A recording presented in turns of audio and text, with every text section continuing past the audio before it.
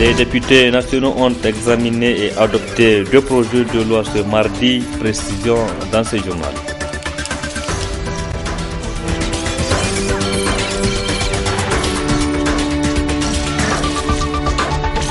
Une grève en perspective dans le secteur de l'éducation au Niger, c'est celle du syndicat national de contractuels et fonctionnaires de l'enseignement de base à SINASEP.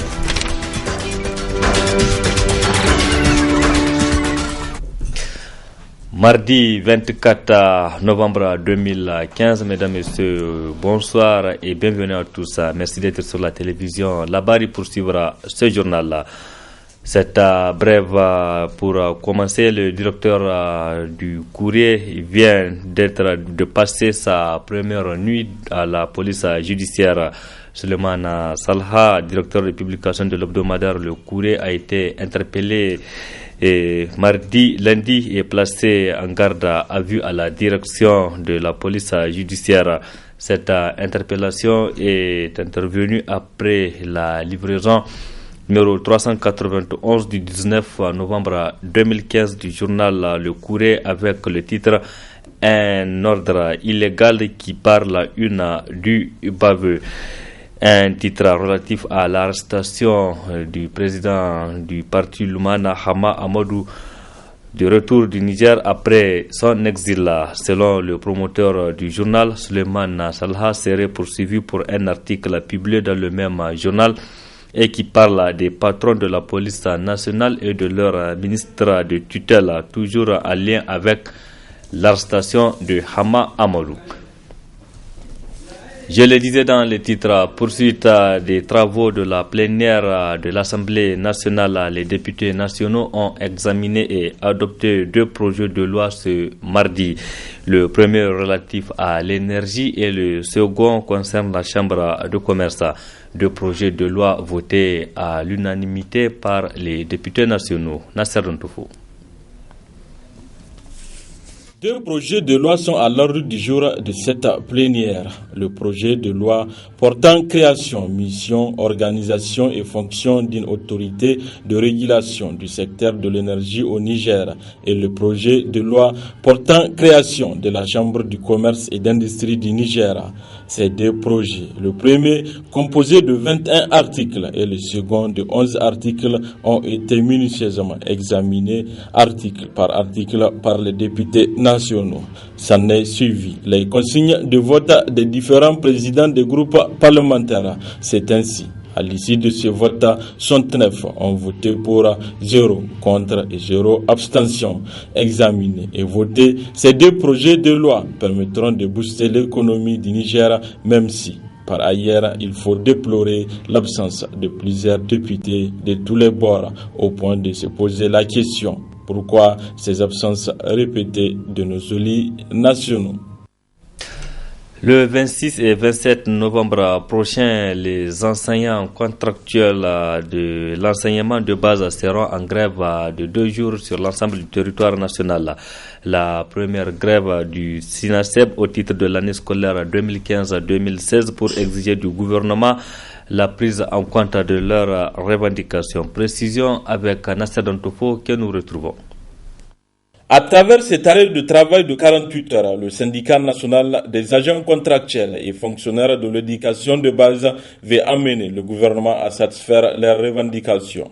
Elles sont énumérées en 16 points, dont le paiement à terme échu des pécules, l'appurement de tous les arriérés et l'octroi des matricules à tous les enseignants frappés par la limite d'âge. Si nous avons déposé ce préavis de grève, c'est parce que tout simplement nous avons compris que nos autorités ne comprennent pas le langage du dialogue. Parce que nous avons entamé des démarches depuis la rentrée. Durant tout le mois d'octobre et voire même une bonne partie du mois de novembre, nous avons entamé des démarches pour pouvoir rencontrer ces autorités-là, pour trouver des solutions par rapport à nos revendications qui sont connues de tous, qui sont là, qui n'ont pas eu de satisfaction. Mais très malheureusement, nous avons remarqué que ces autorités-là comprennent seulement l'expression de la force. Et bien c'est pour cela que nous avons décidé de déposer ce premier préavis de grève, d'avertissement, qui va commencer à courir à partir du jeudi prochain, Inch'Allah. Nos autorités en charge de l'école accordent moins d'intérêt aux questions qui sont liées aux enseignants et plus particulièrement aux questions qui sont liées aux revendications du SINASEB. Ce premier mouvement du SINASEB de l'année 2015-2016 est le début d'une longue lutte pour faire aboutir leurs revendications. Nous demandons aussi que les enseignants qui sont censés donner le travail soient aussi mis dans des conditions de travail. Nous disons qu'à partir de cette date, si rien n'est fait, le reste de l'année ne soit pas très bon. Parce que nous sommes déterminés à faire aboutir nos revendications. Nous sommes déterminés à amener le gouvernement à satisfaire, à prendre en compte nos justes et légitimes revendications. Parce que nous avons compris que les autorités aujourd'hui veulent montrer à la face du monde qu'ils sont en train de faire tout pour l'école, mais en réalité, les principaux acteurs de l'école qui constituent les enseignants sont marginalisés, sont victimes d'injustice, sont aussi méprisés par leur ministère de tutelle. Des assemblées générales sectorielles sont prévues à Niamey et dans les autres régions du pays ce mercredi 25 novembre pour éclairer davantage leurs militants. Les élections générales de 2016 s'approchent à grands pas au Niger. Pour participer davantage à ces élections, les jeunes de la région de Tawa se mobilisent activement. Reportage Souleymane Mouni Barma et Aboubakar Souley. Les élections générales de 2016 comptent beaucoup pour la jeunesse nigérienne. Considérée comme du bétail électoral durant les 25 ans de démocratie, cette frange de la population, estimée à plus de 60% des 17 millions de Nigériens, se mobilise pour une large participation aux différents scrutins. Dans la région de Tawa, l'engagement des jeunes est considérable pour une véritable rupture. Nous voyons que c'est un devoir de vraiment sensibiliser la jeunesse et nous sommes là sans aucune défaillance, avec tout le courage et dynamisme qu'il faut pour sensibiliser les gens. Et vraiment, les gens sont en train de nous comprendre.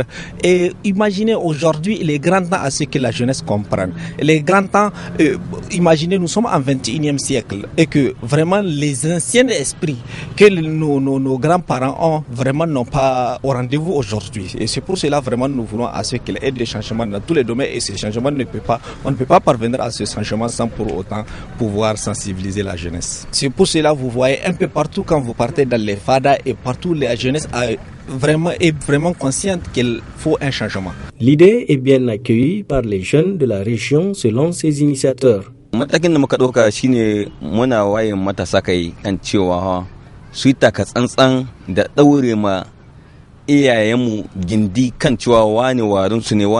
avons pris des dispositions pour faire comprendre aux jeunes qu'il est grand temps de rompre avec les anciennes pratiques. Désormais, les raisonnements des parents, amis et connaissances ne tiennent plus en politique.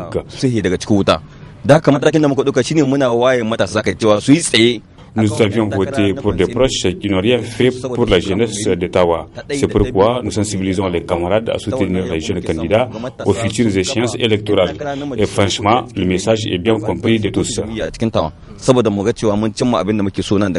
Au regard du degré de la prise de conscience de la jeunesse pour une meilleure représentation des jeunes pour des candidatures à tous les niveaux, tout laisse à croire que l'on se dirige vers une rupture avec le passé.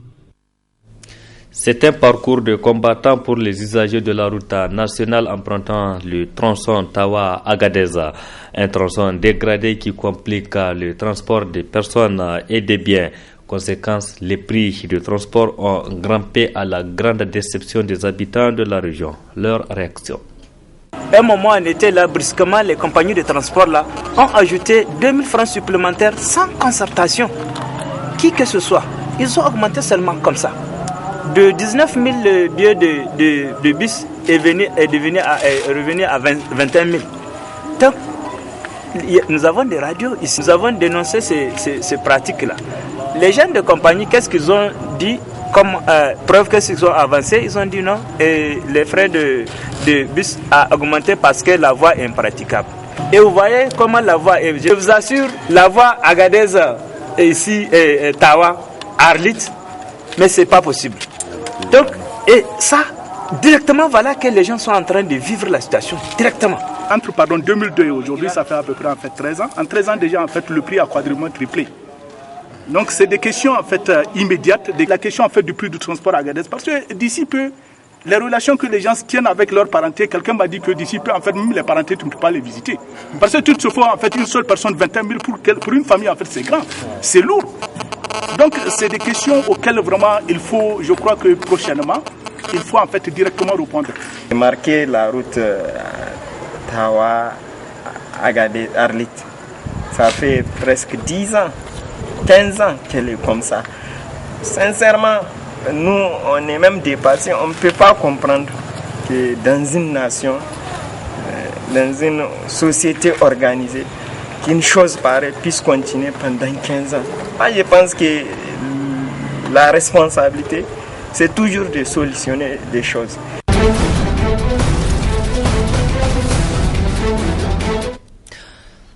Actualité donc à l'international à présent, la lutte contre l'organisation État islamique au centre d'une conférence de presse conjointe cet après-midi. Elle a été animée par le président Barack Obama des États-Unis et son homologue français François Hollande. Paris et Washington ont décidé d'unir leurs forces pour combattre les terroristes. On écoute les deux présidents. Si nous voulons agir contre le terrorisme, il faut agir à la fois pour détruire Daesh là où cette organisation existe, en Syrie et en Irak, et démanteler, détruire aussi ces réseaux. Comment pouvons-nous nous y prendre ? D'abord sur le plan militaire, intensifier les frappes, aboutir à la reconquête des territoires avec les forces locales au sol que nous pouvons appuyer, trouver une solution politique en Syrie, permettre en Irak que l'intégrité du territoire soit de nouveau assurée. Ça, c'est ce que nous avons à faire. Sur le plan des mesures de protection de notre territoire et de la population, c'est ce que j'ai annoncé en France. Et c'est ce que nous devons faire pour éradiquer ces réseaux de complicité terroriste ou de présence de terroristes, venus là parfois depuis peu de temps ou parfois qui sont là depuis longtemps et qui ne sont pas toujours fichés. D'où la coopération également en matière de renseignement que nous devons encore renforcer. Les attaques de Paris ont créé une émotion, mais l'émotion ne suffit pas. Une compassion, une solidarité, et j'en prends acte, mais il faut agir. Et ce que je fais depuis maintenant plusieurs jours, c'est de convaincre tous les pays qui peuvent agir de le faire. Hier, j'étais avec David Cameron, il a annoncé qu'il allait soumettre à son Parlement un certain nombre de mesures, c'est important. Aujourd'hui, je suis avec Barack pour que nous puissions agir avec encore plus d'intensité et de cohérence.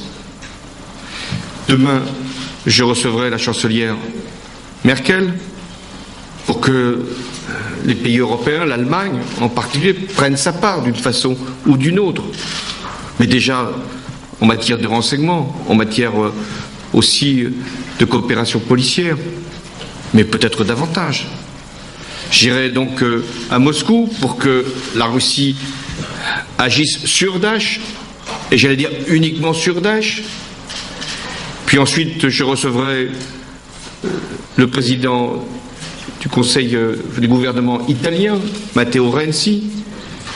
J'aurai aussi l'occasion de parler à l'ensemble des Européens, puisqu'il y a un Conseil européen qui se tient avec la Turquie dimanche. Eh bien, c'est tout cela qui doit converger, qui doit permettre une coordination, une coopération dans l'action, pour que nous puissions agir sur la source Daesh et sur les réseaux que cette organisation peut utiliser. C'est cette force-là qui nous permettra de gagner.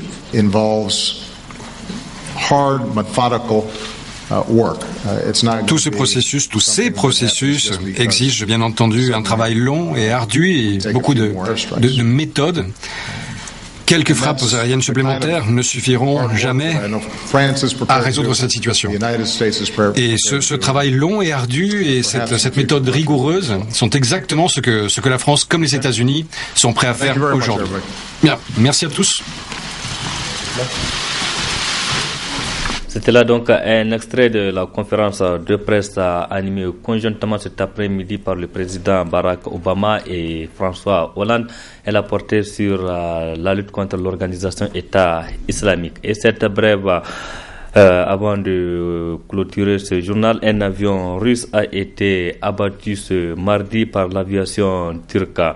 Selon Ankara, l'appareil russe aurait violé l'espace aérien turc, ce que demandent formellement les autorités russes. On ne sait pas toujours ce qu'il en est de deux pilotes, mais d'après Ankara, ces deux pilotes seraient toujours en vie. Affaire donc à suivre. C'est la fin. Merci à vous qui l'avez suivi, mesdames et messieurs. Restez en compagnie du programme de la télévision La Bari. Excellente nuit à toutes et à tous. Au revoir.